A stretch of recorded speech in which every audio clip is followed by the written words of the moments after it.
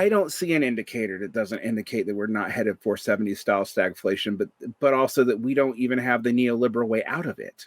This is pop. Yeah, yeah. This is pop,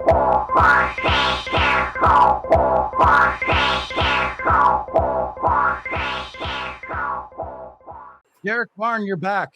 I'm back. The essay we're going to be discussing today is Lukacs' Reification and the Consciousness of the Proletariat. It's an excerpt from History and Class Consciousness. And I just now, like 10 minutes ago, not less than that, finished reading it. Like I read it, I sat down and read it all, and now I'm going to talk about it. So hold my hand, be gentle with me, walk me through this text.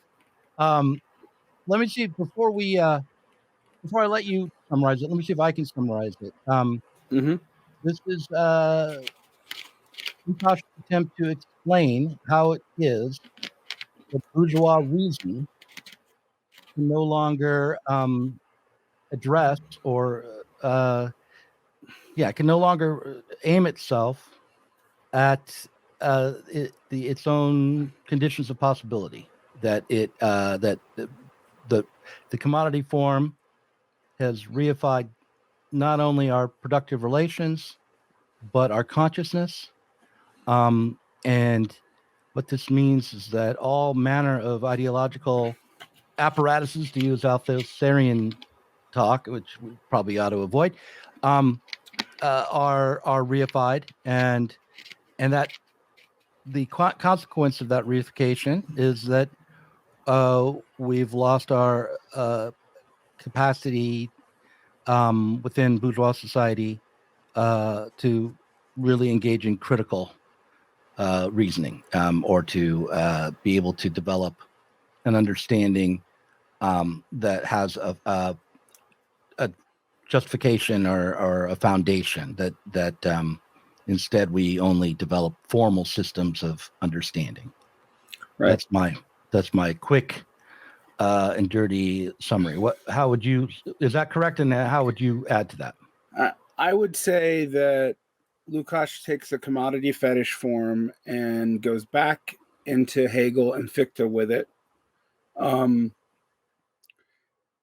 then back into Kant, seeing bourgeois philosophy as becoming purely analytic, like you said, because of the frustration and contradiction of society as object and individual as subject.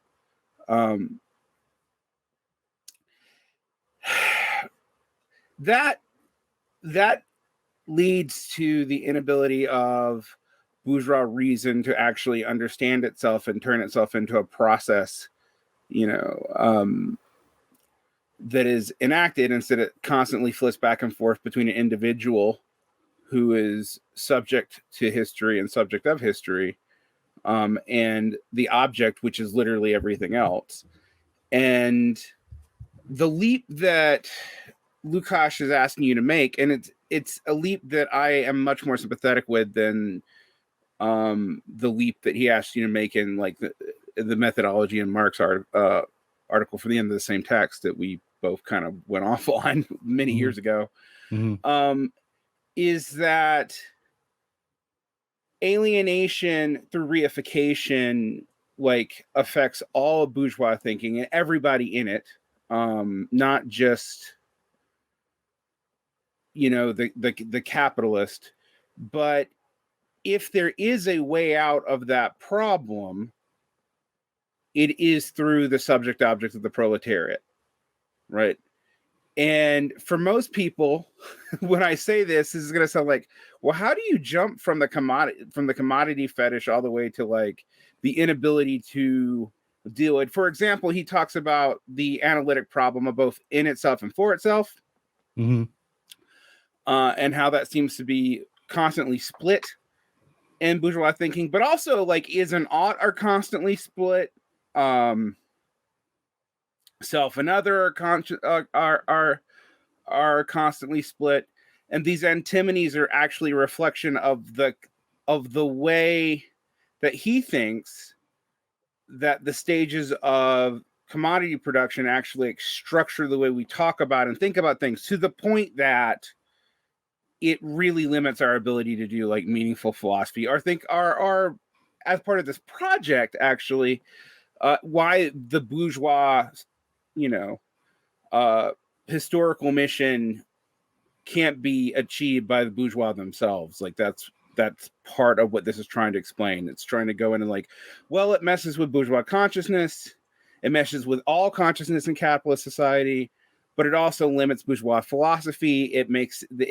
It posits these analytic categories that you can never bridge, but also never completely truly define.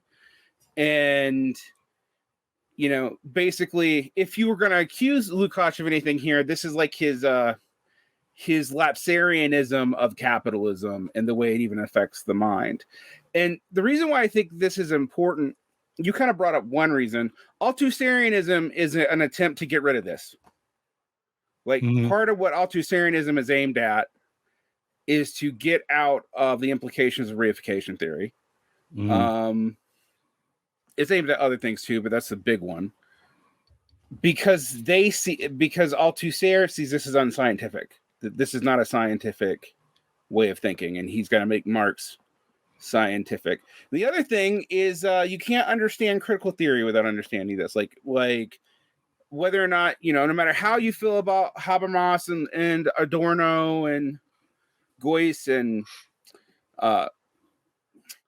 Horkheimer and Marcuse, etc., if you don't understand this essay, you don't really understand their operation points. Like you don't understand where they're coming from.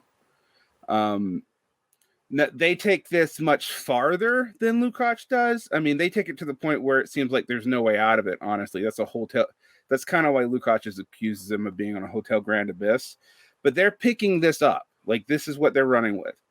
And I also think that this essay is so important to later Marxism that I actually think it's hard to read Marx now without me having this essay in my head, even though I had read Marx before I read this. But now when I was reading this, I realized like my understanding of reification actually came from Lukacs before I even knew that it came from Lukacs.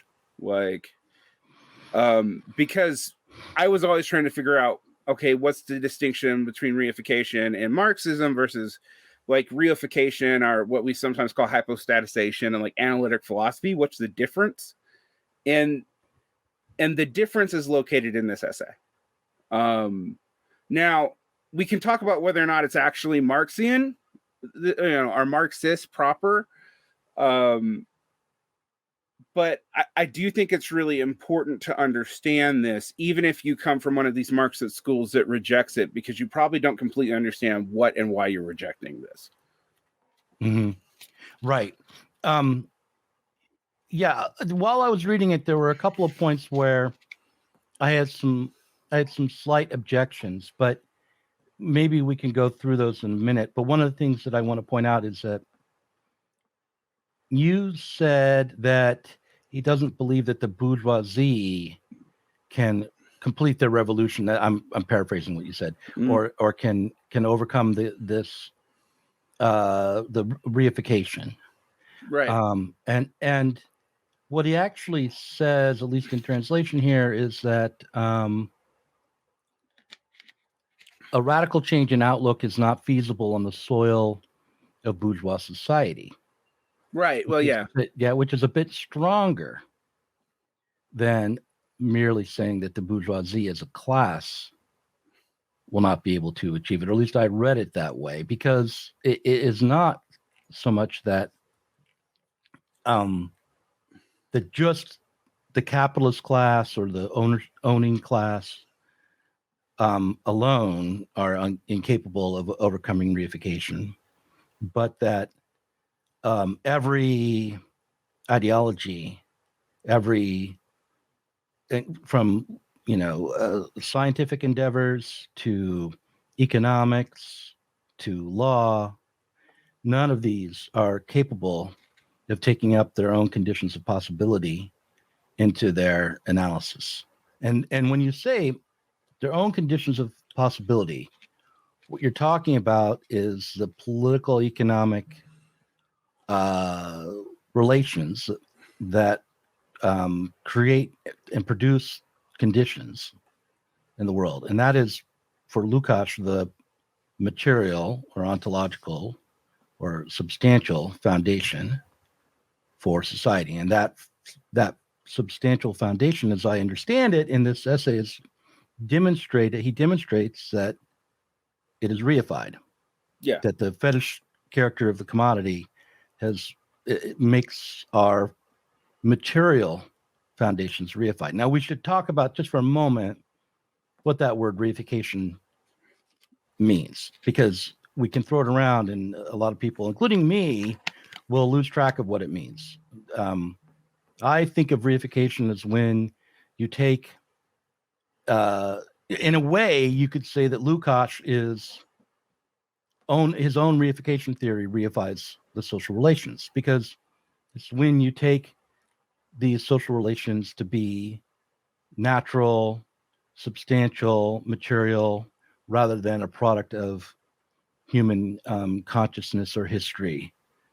That's what reification is when you take a transhistorical view of what should be treated as historical phenomenon. It's when you take a natural view of things that are produced through culture or artificially. You could reify heterosexuality by ignoring the history of the development of the concept of heterosexuality and thinking that is just a natural condition for humanity through all time. That's a reification of the idea. So, but that doesn't seem to be quite what Lukacs is saying. It's close to, but not quite what he's saying when he talks about reification, because he does think that it is historically a historical condition that we're in, that the substance of our life, or the material foundation of our life, or even the principles, the starting principles of our ideas or ideological constructs, like, for instance, the foundations of laws. All of those are now split off from the formal systems of thought or our material everyday lived experience, and so on. So, but anyway, am I explaining what reification is well enough? Yeah, I think so. I like to turn on my basic bitch philosopher hat on and just go through the word. I mean, the word in German is Verdinglichtung, which means literally making into a thing. It's related to the analytic concept of reification, which also is an anglicized version of a Latin word meaning res, thing, farfere, to make, so as to make into a thing. It's so to call this is actually a literal translation. We just have to use a little bit of Latin to make it work. And that concept is actually predates translations of Marx into English as to where it shows up, which is kind of confusing. So the first place the reification shows up in English philosophy is actually Alfred North Whitehead, and that's when he calls it reification, or the fallacy of misplaced concreteness, which is based off of it's actually derived from a theological error called hypostaticization, which is to give an element of God concrete reality. All this is very confusing, but it basically means to say love is real or unreal is to pretend it is a object in the universe, which it is not, right? So that is a reification. In Marxism, it's related, but it's a little different. So way back in the day when we both worked for Zero Books, I did a series on alienation, and reification was a subset of alienation. So alienation just means estrangement from anything. I mean, it's just human estrangement in general, to make alien, to make unlike yourself. Reification is a specific form of alienation where you make something like a relationship into a thing. So you treat it as a thing, thus making it seem like it's an object when it's more like a process or something like that.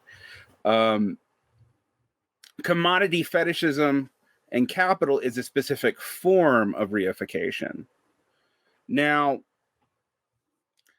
alienation is a concept that Althusserians want to throw away because they don't see it as scientific. So in doing so, they have to kind of get rid of reification too, but they want to keep the commodity fetishism elements of capital. And so what they do is they find Marx's talk of ideology to do that.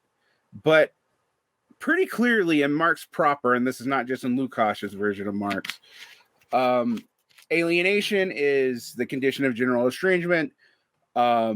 We talk about the 4 forms of economic alienation, which is the basis of bourgeois society.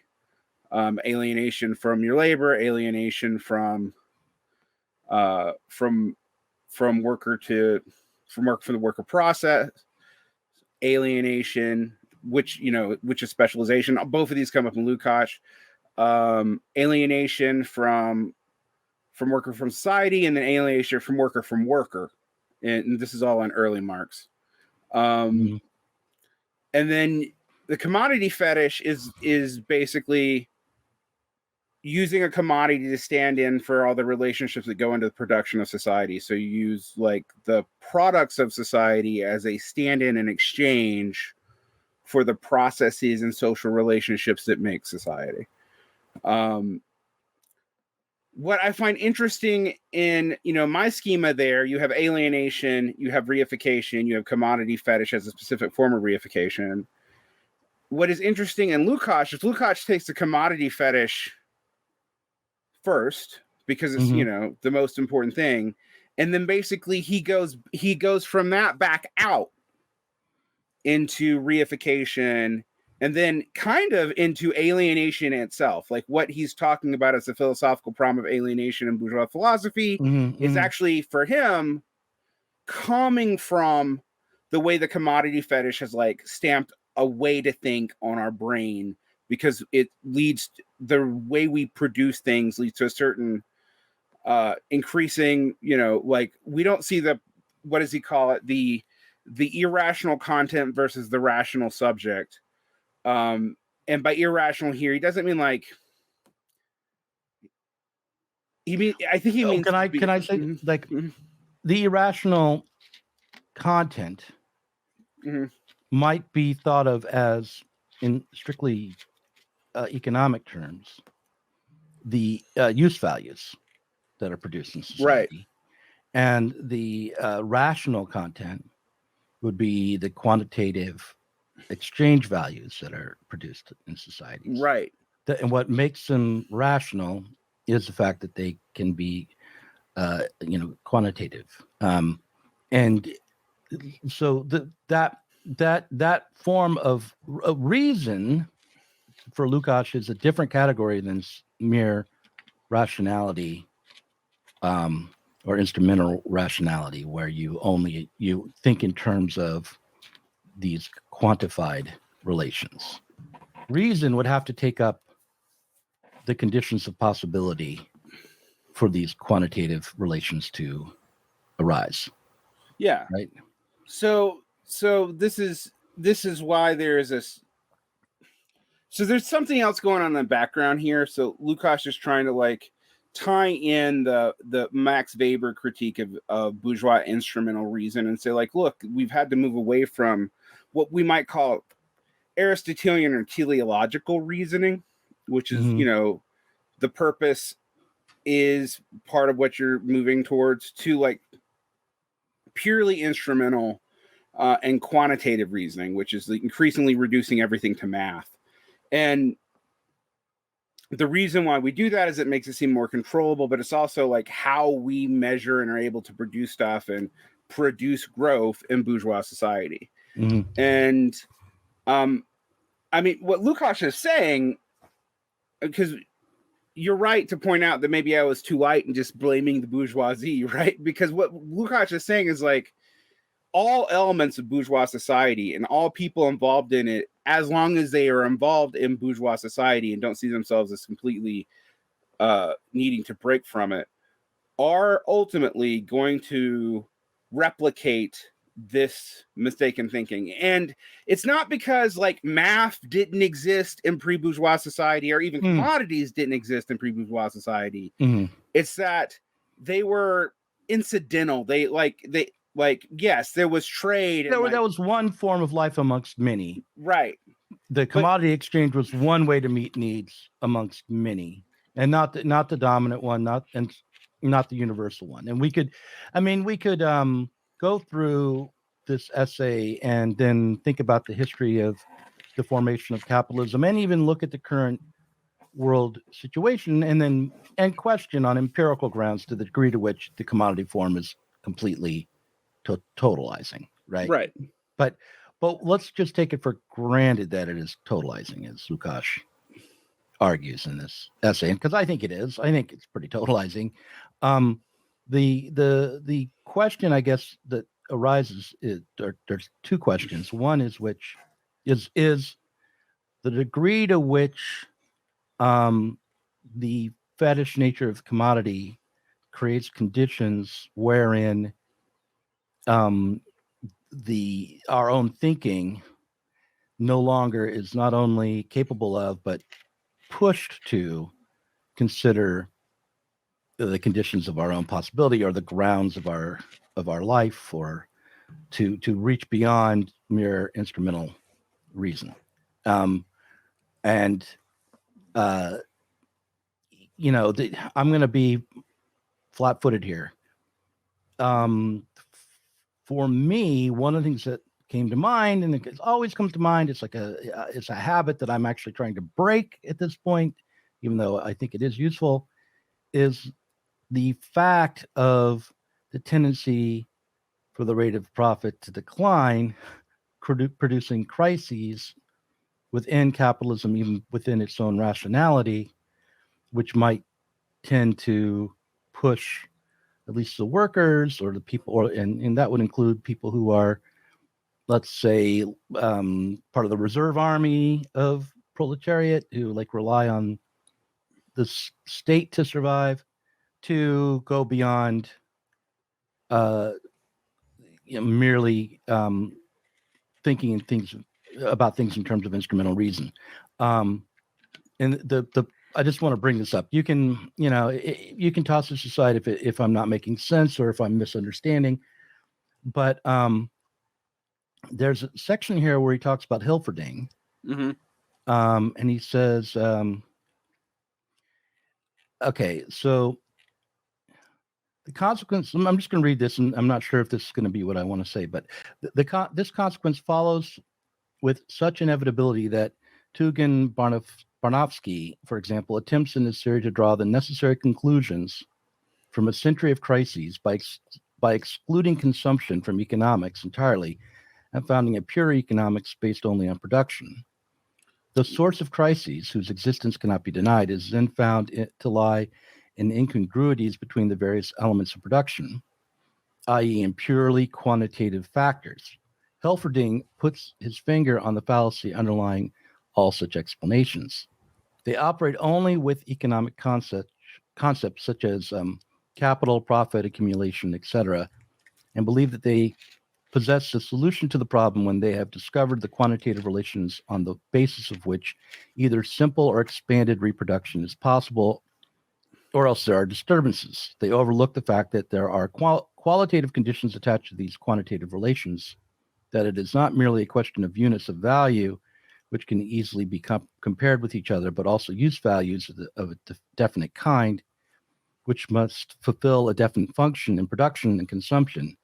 Further, they are oblivious of the fact that in the analysis of the process of reproduction, more is involved than just aspects of capital in general, so that it is not enough to say that an excess or a deficit of industrial capital can be balanced by an appropriate amount of money capital, nor is it a matter of fixing or circulating capital nor is it a matter of fixed or circulating capital, but rather of machines, raw materials, labor power of a quite definite sort if disruptions are to be avoided. Now, and then he goes on and he quotes Marx, where Marx talks about how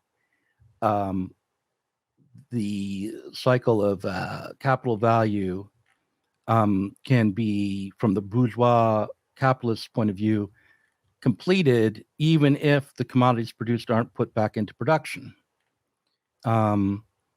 So, if you produce yarn, you sell the yarn. It doesn't matter to you whether or not that yarn is knitted into sweaters. You now have money capital with which you can reinvest in the production of yarn. And all I could think of here is that would only hold true for the yarn producing capitalists to the extent that there would still be a market for the yarn down the road in a society where sweaters are no longer being produced. That eventually, even though he may have sold his yarn once, that doesn't mean if the capitalist who buys the yarn isn't able to make use of it productively and produce a profit, down the road, the yarn producer will also be affected by that purely quantitative relationship in the market. And that there are disruptions within the capitalism as a quantitative system that can't be that arise from its quantitative dimension that can't be solved by changing the qualitative side, by innovation in the realm of technology, or creating more conditions of more safe. They sometimes they might be, but ultimately, theoretically anyway, they can't be overcome. The quantitative difficulties that emerge, the tendency for the rate of profit to decline, won't be overcome by technological advances or safety measures or finding turning them into rents, for example. Right, or turning them into rents, or finding new products which meet new needs, or any of those kinds of irrational sides. Planned obsolescence. Rents is still quantitative, but like the qualitative side, like technological, even that might be still quantitative. But like finding new markets, finding new commodities, finding new needs and new consumers, none of that is going to ultimately solve this problem of the tendency of the rate of profit to decline, it seems to me. So it seems like the quantitative realm is the source of contradictions and crises that would tend to push, maybe not completely enough, society towards an evaluation of its foundation. Well, I mean, that's what Marxist hoped, right? Right. So to make that a little simpler, I mean, there's a bunch of stuff that came up for me when you were bringing this up. I happen to have been, for completely something separate, studying the business cycle debates when the German historical school people of the last generation of the German historical school came up with their answers. And so that's like Weber, Werner Sombart, Baron Tubanovsky, who is not German, he's Russian. But what's interesting about these guys is they're all, they have some relationship to Marxism. Werner Sombart was praised by Engels.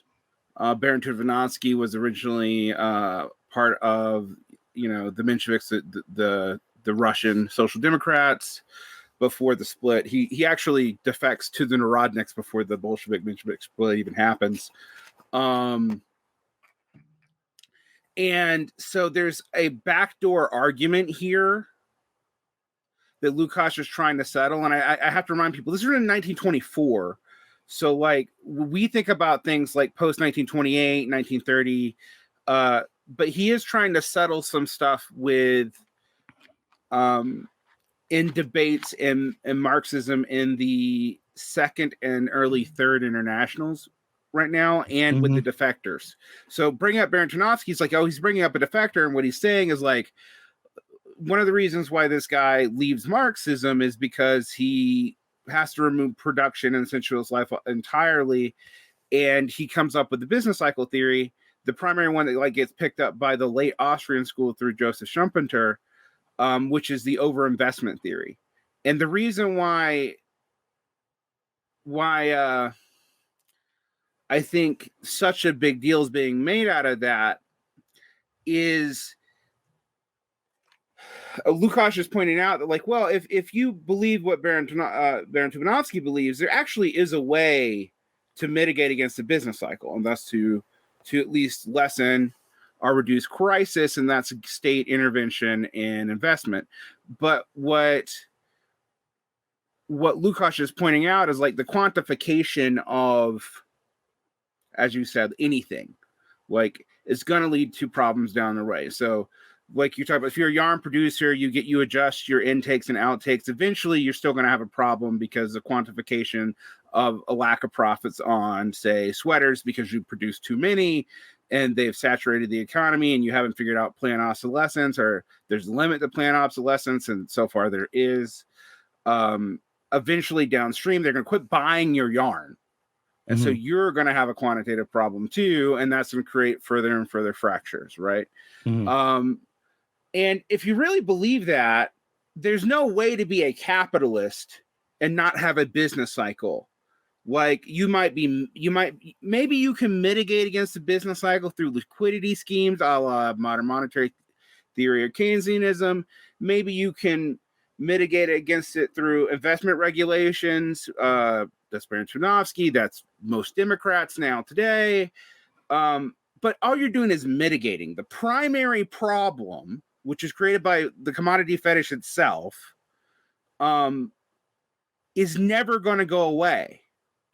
Like, you might find a temporary fix, but it eventually is going to stop working because things are going to get caught up, and you're going to have a new temporary fix. This is Henrik Grossman's big deal about like counter tendencies. Yeah, the counter tendencies are accidental or deliberate temporary fixes to the problem, but they're temporary. Okay, so I think that's interesting, and I think that's interesting too because on the standpoint of thought, which is what Lukacs is concerned with, it means that like this is doing something to your thinking where you like you see this phone as an object. You don't see this phone as both the product of and maybe a little bit participating in social reproduction, because the nature of social media makes it a little bit more obvious, but you don't really see this as like something that comes from and continues to contribute to social reproduction, right? And the reason why you don't do that is because like you don't, it's like, no, this is so specialized and takes so many different things to make that like nobody actually has a full understanding of how all elements of it work, probably. All right. At least in their head at the same time. And so the only way you can approach that, not as a process of something you build which has use, but you also understand its sensuous process, how it was built, what came up, because even if you participated in building it, the product was removed from you and you only know, like, I don't know, the transistors or the screen, or maybe you're a repair person and you know how to repair stuff, but you don't really know how it was put together, or maybe you were part of the lithium mine, but you don't, at no point of the social production cycle do you actually experience everything that goes into this. And thus you don't, when you approach this, you don't see this as coming from those relationships at all. And that leads to, the subject object split, which is an alienation problem that Lukacs is going to recognize from Hegel. It's kind of always there, but now it's hard, right? It's no longer just like, I'm not just alienated from other people because of because I experience myself as a subject who hits another subject, but has to treat that subject as an object of which I encounter. Right. Now it's like everything I do reinforces that alienation. And there is no real way out of it. Like, so your example of the business cycle and the tendency of the rate of profits to fall, which, I find interesting because, we don't have a lot of things in Marxism that like we can pat ourselves on the back and say we empirically predict this consistently. We empirically predict this consistently, and most people's responses to it is to either change the meaning of profits, to talk about the problems in the way we measure profits, like GDP is a problem. Yeah, it is problematic, but it is, it does tell something. Or to pretend that like profits don't really exist, that you just have like income valorization or something. And Lukacs would say, yeah, that makes sense that people would do that because they don't want to deal with the fact that there's like this alienation is something we're going to push against, and it is an illusion, but it's a necessary illusion to function. Like we can't say comprehend all this at once even. And the easiest way to comprehend it in a way that you can rationally comprehend it is in this instrumental and numerical rationality sense. Like, oh, I at least know the value of this, $70 or something, $800 when I buy it, whatever. Like, I can understand that. I was gonna say, you got that phone for $70? Where'd you get that? I want one of those. Right. All right. So the other part of the other thing that occurred to me while I was reading this is that on the one hand, reification is a very big problem for people who want to create change and overcome, let's say, the inequities and the injustices and the alienation and the involved in our current society. For people who want to be subjects in society rather than objects themselves pushed around, right? But on the other hand, that reification and alienation both makes it possible to accomplish technical tasks that we would never have been able to accomplish in any other way historically. That we by no one person can mass produce these, right? Right. Like, yeah.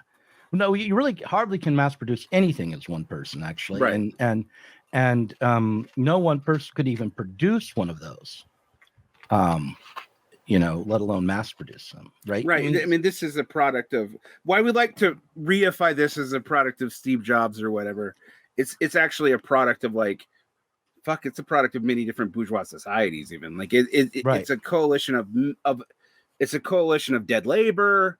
Like it's that you don't experience as dead labor, and by that I mean like people have built stuff that enabled us to build stuff, and like they may be long dead, but we're using like the early cybernetics theorists in the Soviet Union or in the 1950s United States that we're using as inputs into this thing, which they also could not have foreseen or done. Yeah, I mean, there is a real sense of technical progress here. And I guess one thing you can say about that is often thrown out later to Frankfurt School, and I'm not sure that they're guilty of it.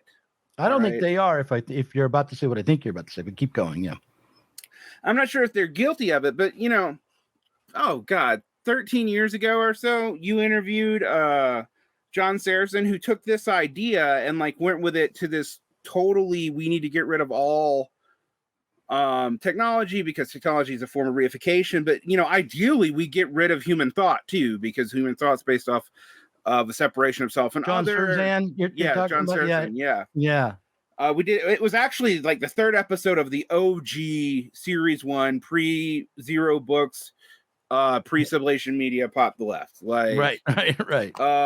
But so I can see how people can misunderstand this concept and run with it in very weird ways. there's also the accusation, and again, I'm not sure that all of the Frankfurt School is guilty of it. I do know that it is a reading of the Frankfurt School that says that limiting this to saying this reification is endemic to all bourgeois society. If you take it to its logical conclusion and add stuff like concepts like real subsumption into it, you can start saying, well, the proletariat itself is a product of bourgeois society, and you can also not get past this form of reification.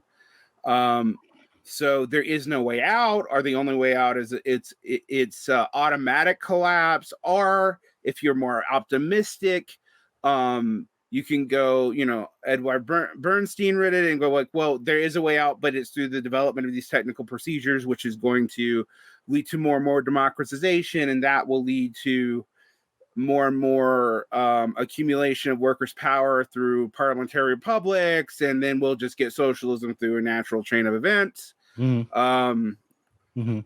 where like what Lenin calls economism comes from. All these things are what you could take if you take this bourgeois society thinking. And look, Bernstein had not read Lukacs. Bernstein is working on that 20-30 years before this essay is written. But like, right. You can kind of see in this essay actually where this line of thinking could also go wrong, and maybe we had already seen it by the time Lukacs is writing this essay. And I think that's one of the reasons why I find this essay so much more important. I also, just as a side note, I actually find this at odds with the Marxist methodology essay at the end of History and Class Consciousness, because I'm like, yeah, but reification is part of Marxist method, and like you actually explain it really well, and then I don't know, at the end of this book you seem to throw it out. I know that Chris Catron's going to tell me that's a vulgar reading, but because I know. Well, maybe we can go back. We should go back to it maybe in the months to come. But, right. So where did you get where did you have problems with this essay? Well, that was one of them, the Helferding quote, and my concern that there was a possible justification. I mean, he definitely tries to avoid it, but a way to read this text is saying, well, what we need to do is understand the real qualitative natural processes that are being performed through this form of capitalism. And if we start there, then we can develop an alternative to capitalism based on understanding coming out of the natural sciences. Or we can, if we take up, what we need to do is return to understanding the natural world. So yeah, basically, you could misread this as return to monkey. You could read it that way, or you could read it, understand more of nature so we can get it aligned with it, and maybe remain in some way technological. But we need to improve. You could read it as saying we need to improve the instruments of production along qualitative lines, rather than in terms of their quantitative aspects, which are really just based on an abstract. So we should jettison math.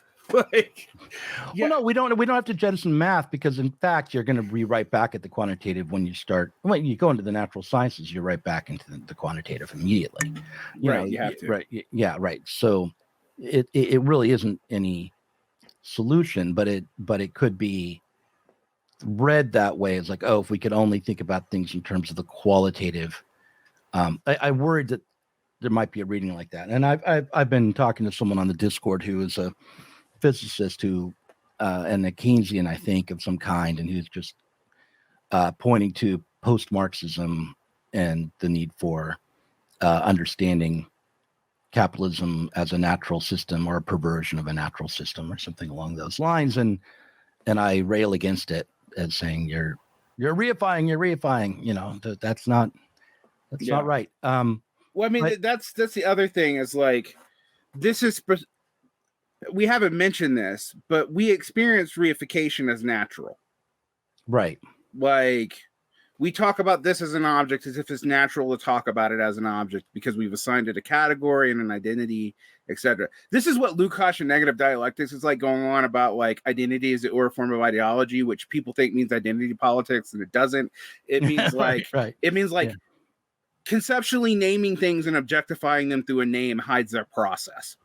And that in of itself is an ideological move. Right.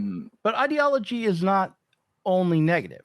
No, it's not. Right. I mean, like you're not going to, like, in the sense of like total de-alienation, right? I don't think Marx, one of the biggest criticisms I hear from like post-Keynesians and MMTers and stuff about Marx is that Marx's theory of alienation makes Marxism lapsarian.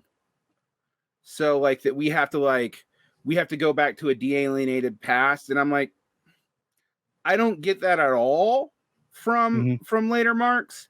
And I also don't think this whole like hard split between early and later Marx is valid. Like, there are splits, but there's like mini splits or developments in thought and minor changes.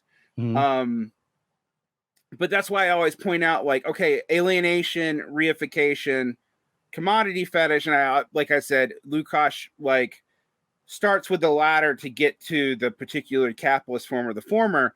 But part of that's also because alienation is universal to the human subject. Like dealing with alienation in Hegel and Lukacs seems to accept this is like what drives human subject formation in the first place.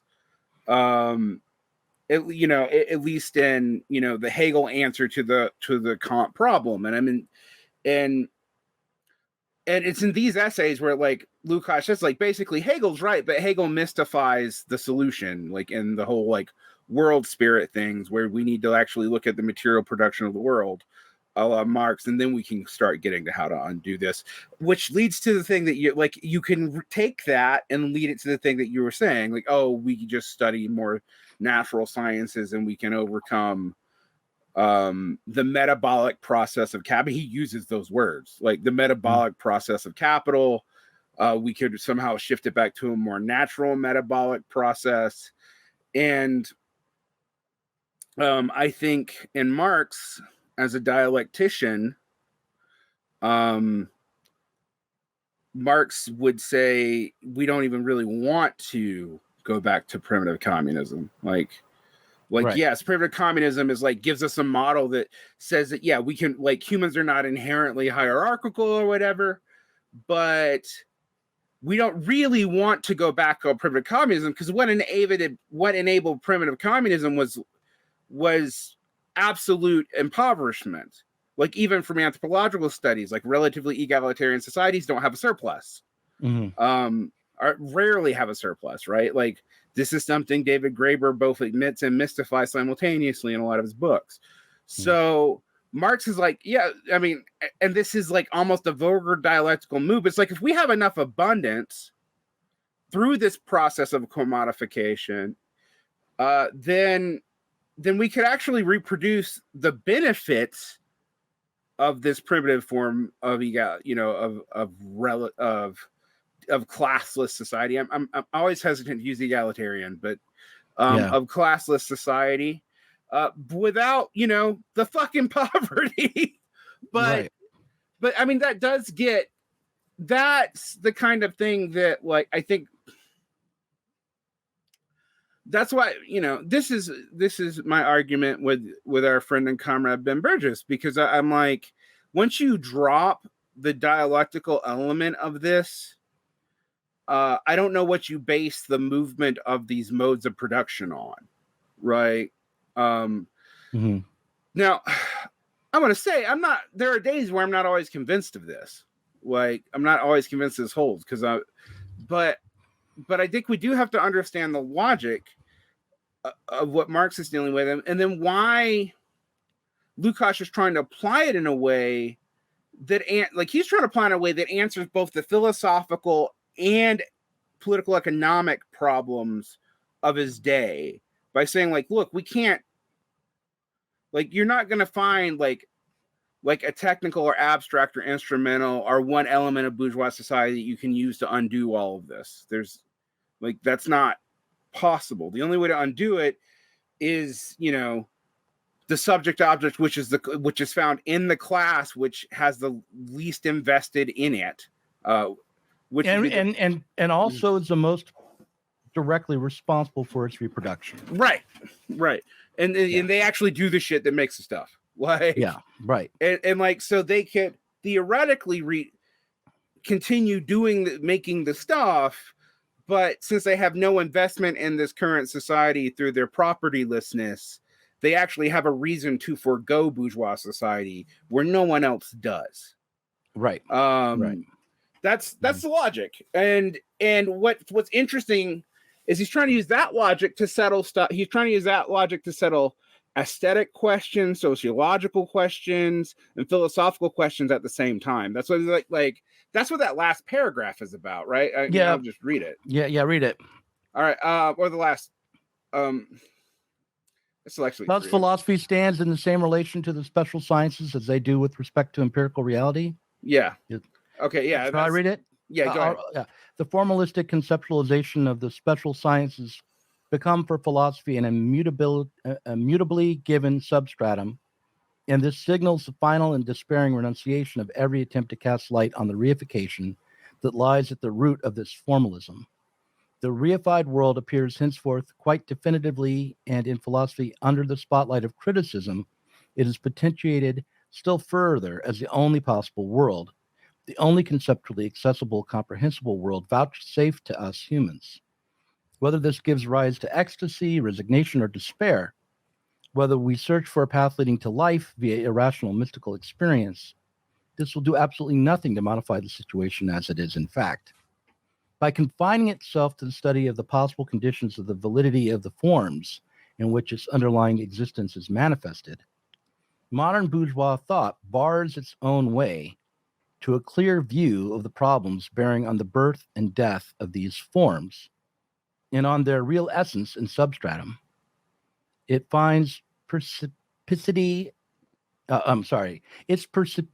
finds itself increasingly in the situation of that legendary critic in India who was confronted with the ancient story according to which the world rests upon an elephant. He unleashed the critical question, upon what does the elephant rest? On receiving the answer that the elephant stands on a tortoise, criticism declared itself satisfied. It is obvious that even if he had continued to press apparently critical questions, he could only have elicited a third miraculous animal. He would not have been able to discover the solution to the real question. Yeah, I think it's interesting. I mean, because even in the history of, say, Western thought, all right, around the beginning of capitalism, you have a split between what was traditionally called natural philosophy, a la going back to Aristotle. And yes, there's all kinds of errors in Aristotle. We don't have to get to that right now before people bring it up. But the splitting of natural philosophy into philosophy as the place where you think about the mode of possibilities, and sciences where you actually do them, and never the twain shall meet. And if anyone's ever dealt with philosophy of science, you know how never the twain shall meet is. This is a huge problem, and you can actually see what he's talking about, because now we figure out we have to separate is and oughts, we have to separate norms and descriptors. We have to separate all that. And because we have to separate it all, we can never understand society as a whole. And because of that, all philosophy can do is like give us fights of Flancy, and we might be able to revel. I mean, he's kind of subtly criticizing Hegel here. Like, we can revel in the world spirit, but like, it's not going to change anything at all. The only way, to get out of this is to change the way you reproduce the world, and that's changing the totality. But honestly, in this essay, he doesn't go there. He goes there in other essays in this book, but this is not the essay which he does it. So if Yeah. like you were just to end on this essay, you're like, well, how the hell do you get out of this problem? Right, I know. Yeah. Well, listen, we've been talking for about 55 minutes, and what I want to do now is talk about the current political moment. I'm not going to give you another. Well, why don't I send you another link in just a moment, and we'll Okay. do the second thing. But what we'll pick up here is how reification is acting upon us in this current moment, and the intensification maybe of reification right Okay. now.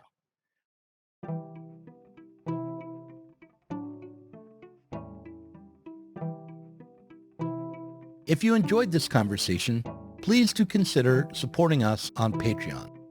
Our patrons help to make sure that Sublation Media can continue to provide interviews, videos, books, and articles that are critical of the left from the left. If you are tired of remaining stuck within bourgeois ideologies and politics, help us sublate them both.